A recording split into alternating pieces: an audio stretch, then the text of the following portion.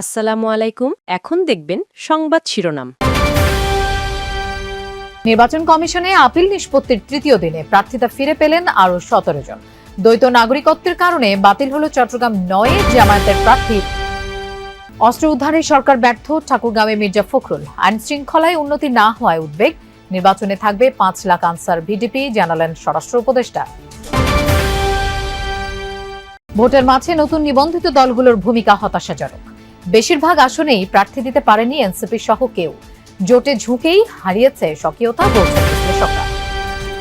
আবহাওয়া অনুকূলে থাকায় পটুয়াখালীতে এবার আমনের ফলন মিলেছে ভালো। ন্যায্য দাম পাওয়া নিয়ে শঙ্কায় প্রান্তিক চাষিরা।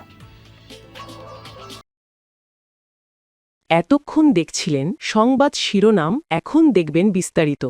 তৃতীয় দিনের মতো আপিল নিষ্পত্তি চলছে নির্বাচন কমিশনে। শুনানি হবে ৭০টি আপিলের উপর। এখন পর্যন্ত ৩৫টি আপিলের শুনানি করেছে নির্বাচন কমিশন। এর মধ্যে প্রার্থিতা ফিরে পান ১৭ জন। দ্বৈত নাগরিকত্বের কারণে চট্টগ্রাম ৯ আসনের জামায়াতের প্রার্থী এ.কে.এম. ফজলুল হক সহ ১৩ জনের আপিল নামঞ্জুর করে ইসি। সোমবার সকাল ১০টায় রিটার্নিং কর্মকর্তার সিদ্ধান্তের বিরুদ্ধে দায়েরকৃত আপিলের উপর শুনানি শুরু করে ইসি। বেশিরভাগ আপিলকারী প্রার্থিতা ফিরে পাচ্ছেন। এর মধ্যে রিটার্নিং কর্মকর্তা যেসব যুক্তি দেখিয়ে মনোনয়ন বাতিল করেছিল তার বেশিরভাগই টিকছে না। দ্বৈত নাগরিক, ঋণ খেলাপি, স্বতন্ত্র প্রার্থী হওয়ায় ১% ভোটারের স্বাক্ষর সম্বলিত তথ্যাদি প্রমাণ করতে না পারায় তাদের আপিল নামঞ্জুর করছে ইসি।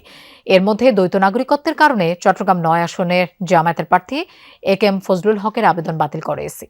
এ সময় ইসির বিরুদ্ধে পক্ষপাতমূলক আচরণের অভিযোগ করেন তিনি।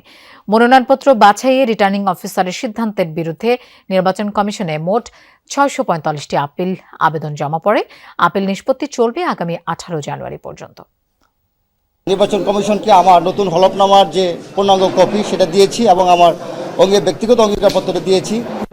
মাননীয় নির্বাচন কমিশন আমার তা গ্রহণ করে আমাদেরকে গাজীপুর ১-২ আসন নির্বাচন করার জন্য আজকে বৈধ ঘোষণা করেছেন।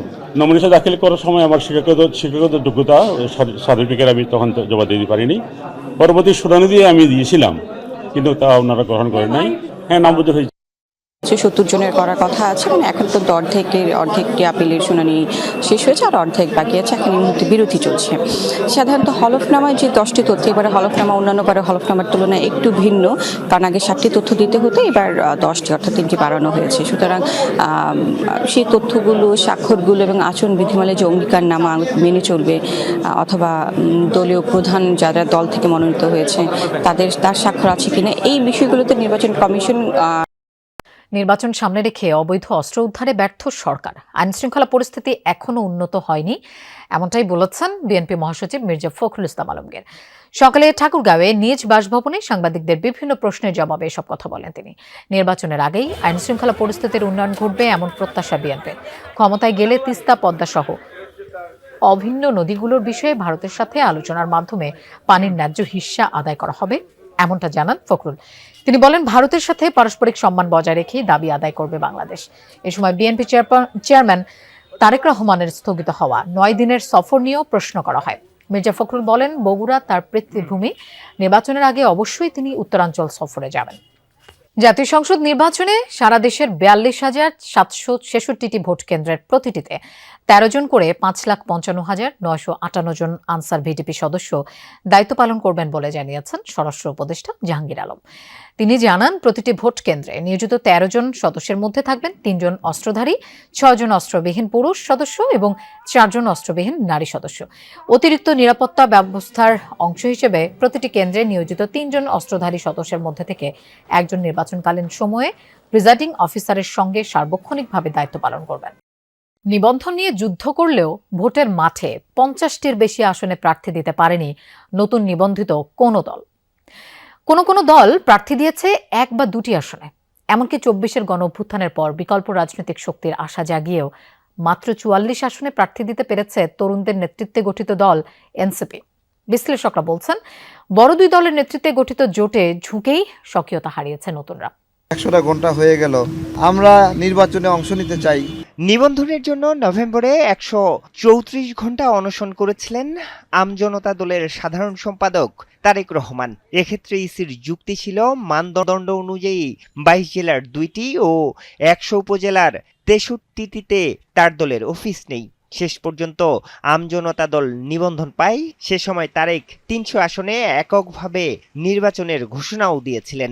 আমাদের সঙ্গে অনেকে রাজনীতি করছে, এখন তারা মনে করতেছে আমাদের লস প্রজেক্ট, এনসিপিতে যেতে হবে। তবে বাস্তবতা হলো মাত্র ১৯টি আসনে প্রার্থী দিতে পেরেছে দলটি। আমজনতা দলের সভাপতি জানান, সময় স্বল্পতার কারণে সব আসনে প্রার্থী দিতে পারেননি তারা। ক্যান্ডিডেট সিলেক্ট করে ২৯ তারিখের ডেডলাইনটা এত কম সময়ের মধ্যে আমরা কাজটা করতে পারি। আমজনতার আগে নিবন্ধন পায় গণ অভ্যুত্থানে নেতৃত্ব দেয়া তরুণদের দল জাতীয় নাগরিক পার্টি এনসিপি। ৩০০ আসনে প্রার্থী দেওয়ার ঘোষণা ছিল নতুন এই দলটিরও। আগামীতে ইনশাল্লাহ ধানের শীষ এবং সাতপাগুলির হাড্ডাহাড্ডি লড়াই হবে। কিন্তু শেষ পর্যন্ত জামায়াতের নেতৃত্বে ১১ দলীয় জোটে যোগ দিয়ে প্রার্থী দিয়েছে মাত্র।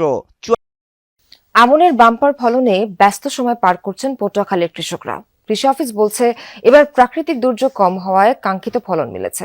তবে সরকার কর্তৃক ফসলের দাম নির্ধারণ নিয়ে কিছুটা দুশ্চিন্তায় কৃষকরা।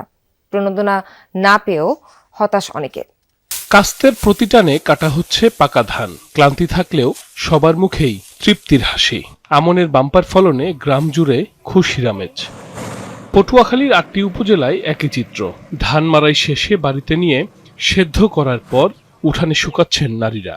মৌসুমের শুরুতে ফসলের ক্ষেতে মাজরা পোকার আক্রমণ নিয়ে কিছুটা শঙ্কা থাকলেও ফলনে বেশ খুশি সবাই। তবে সরকারের নির্ধারিত দাম নিয়ে কিছুটা দুশ্চিন্তায় চাষিরা। আক্ষেপ রয়েছে প্রণোদনা নিয়েও। ২৫ করা ভর্তি আমরা লইছি, ২৬ মন ধান হয়েছে। গেলবার সেই বছর ফলন ভালো। ২ কেনে জমি ছইছি, 2 কেনে জমিতে হয়তো দেখা গেছে গড়ে আমার এভারেজ হয়তো দেখা গেছে ১.৫ থেকে ২০ মন ধান আসছে। মোটামুটি ভালোই। আর গেলবার জায়গাছি ৫-১০ এবার ৯-১০। উপজেলা কৃষি অফিসার জানান, সরকারি প্রণোদনা দেয়া হয়েছে শুধুমাত্র প্রান্তিক কৃষকদের। তাদের কি দিতে, যারা ক্ষুদ্র প্রান্তিক কৃষক, যেখানে এরকম প্রকার ভেদে কৃষক পাওয়া যাবে না, তখন আমরা বড় কৃষকদেরও মাছ দিতে হবে। কৃষি অধিদপ্তরের কর্মকর্তা জানান, সরকার কর্তৃক নির্ধারিত করায় ধানের ন্যায্য মূল্য পাবেন কৃষকরা। বর্তমানে খাদ্য অধিদপ্তর ৩৮ টাকা কেজিতে ধান সংগ্রহ করছেন এবং ৫০ টাকা কেজিতে চাউল সংগ্রহ চলতেছে। এতে করে আমরা আশা করি কৃষকরা ধানের এবং চাউলের ন্যায্য মূল্য পাবেন। চলতি মৌসুমে জেলায় ১,৮৯,০৮৩ হেক্টর জমিতে আমন আবাদ হয়েছে।